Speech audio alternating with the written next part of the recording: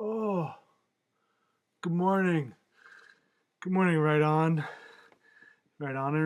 Oh, why did I agree to do 6 a.m.? I am not a morning person.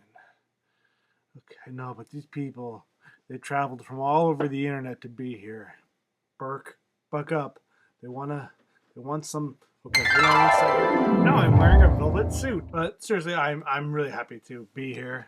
It's an honor to be part of the WriteOnCon, the first annual. Hopefully, there'll be many more. It's a wonderful idea. It's a wonderful thing. I'm glad to be a part of it. And yeah, so I won't use those sound effects the whole time. Actually, I will.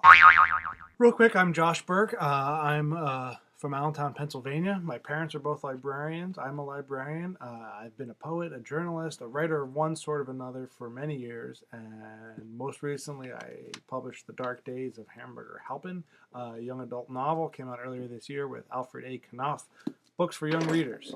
Enough about me. Let's talk about you. It's wonderful that so many of you have signed up for this, to be a part of this conference, to connect with other writers, to meet people in the business, and to, most importantly, just focus on ways to make your writing and your writing career as great as it can be. And I was asked to give 3 pieces of advice to aspiring writers, and I think the first one might sort of go without saying to those of you who are already here, because you're already connecting with one another, you're having your writing critiqued, and you're meeting people who will look at your stuff and help you make it better.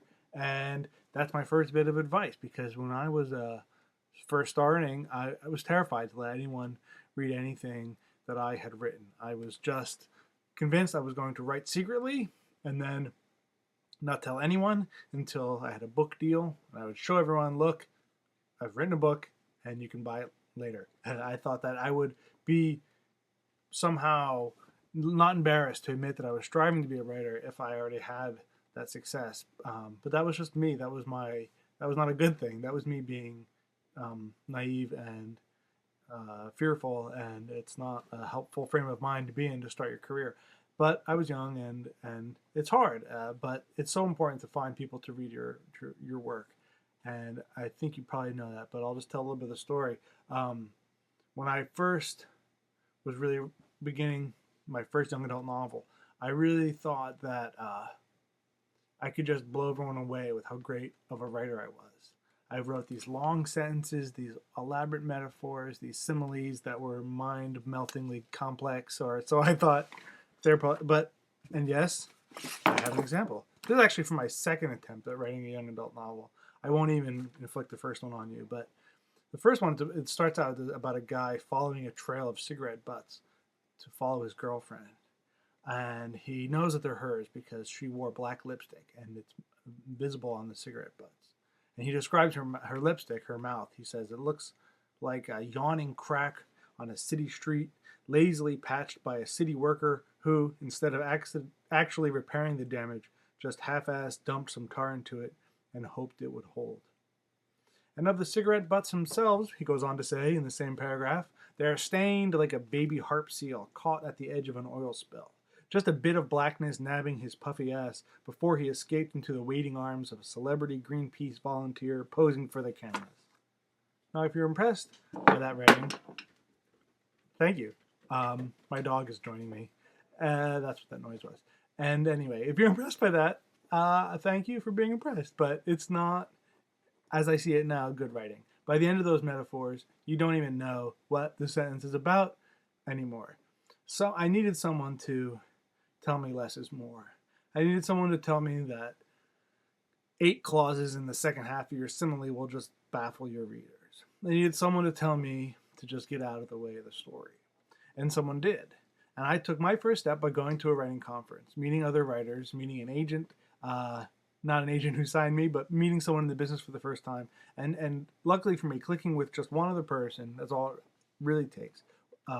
It's great to have a group, but as long as you have one, to read your stuff and tell you what's wrong about it. And luckily for me, here in Pennsylvania, I was lucky enough that person was Sin Baylog, who was herself an accomplished YA novelist and a very kind soul.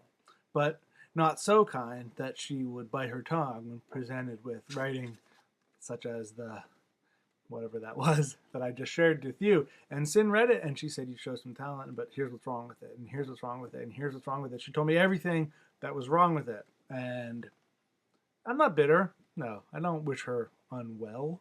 No, she was a huge help, and I thank her for it every day. If you have someone read your writing and they tell you is how great it is, then it's time to find someone else. You need to find someone who will tell you what's wrong with it, because if you are an aspiring writer, if you're a beginning writer, no matter who you are, you're not perfect, and you need someone to tell you that. Did you want to see my dog? Probably. There he is. The second piece of advice, number 2, right? No, serious, no giggling at the phrase number 2. The second piece of advice I will give you is don't believe the first rule of writing. Not my first. You should believe my first rule. That everything I say you should believe. But the first rule of writing that you should not believe. Write what you know. That's the thing they always tell us, and that is what I believe is not a good first rule. That first manuscript I was talking about, the one with the terrible metaphors, you'll never guess what the main character was like. He was sort of a neurotic Jewish kid who was always making an idiot out of himself in high school.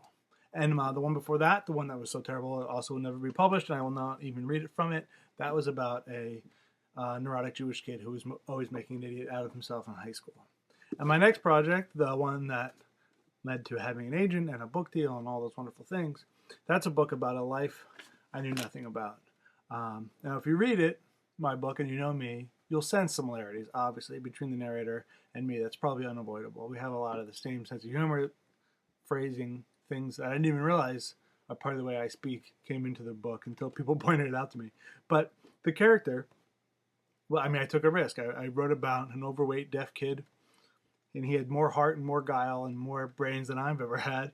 And his whole life, I knew nothing about it. And the plot is really a mystery story, which is something I also knew nothing about. I didn't know about writing a mystery. I never thought about writing one, or knew that I wanted to write one, or knew that I could write one.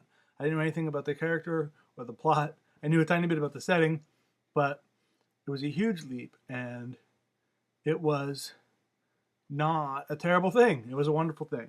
It freed me up. It inspired me. It took my writing to a different level. I had this story to tell of this other character who wasn't just me and my thoughts. My brain dump. That's what Sin would call it in her nice way. No, it was brain dumping.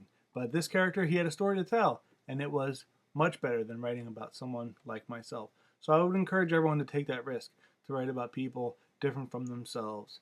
And it's not always easy, and I just found out the other day, I have a thing in the book where Will talks about how there's no past tense in sign language, which is totally not true. And I don't know why I found that some fact somewhere, but it's totally wrong. But and it's in print now, and deaf people are mad at me. I mean, not all of them, but anyway, it can be scary and upsetting and hard to write about a world you don't know about. But it can be exciting, challenging in a good way, liberating, and all those wonderful things. So possibly you already knew that, but don't be constrained by write what you know. Instead, write what story compels you, what grabs you, what moves you, and what you don't know can be just as compelling of a source for writing material as what you do know. Okay, one more piece of advice, and then I'm going back to bed. And that piece is just to stick with it.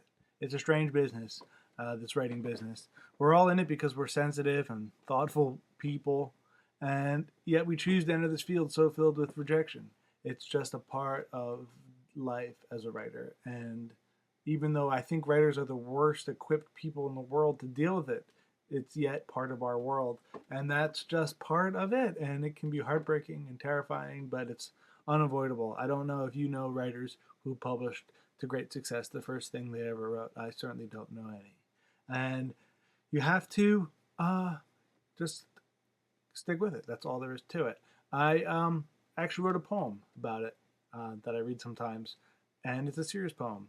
That's what happens when you put me on at 6 a.m. I'm not drunk yet. I mean, I'm not very drunk yet.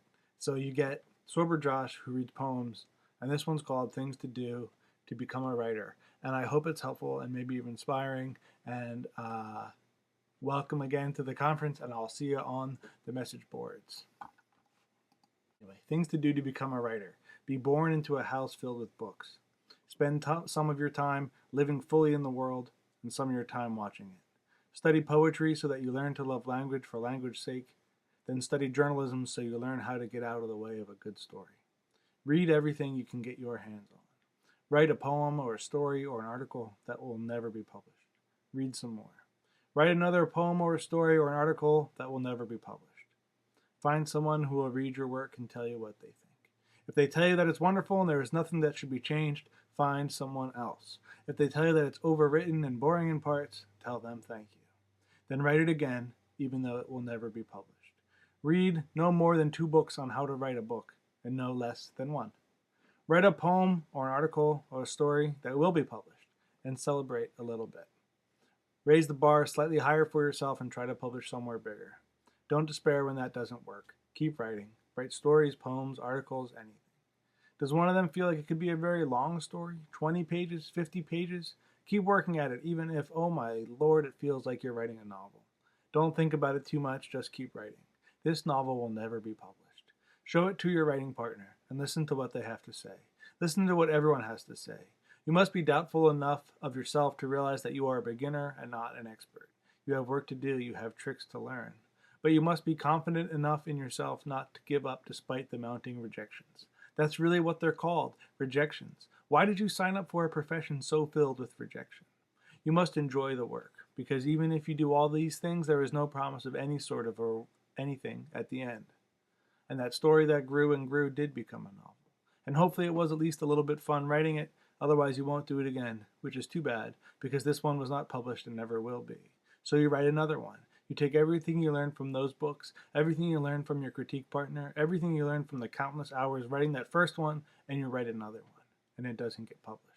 And then an idea strikes you, something wild and weird and strange and unforgettable. And it's all you think about. You become the character. You write for the love, for the fun, for the art, for the magic. You write like a poet, you write like a journalist, you write like a storyteller, you write like a novelist.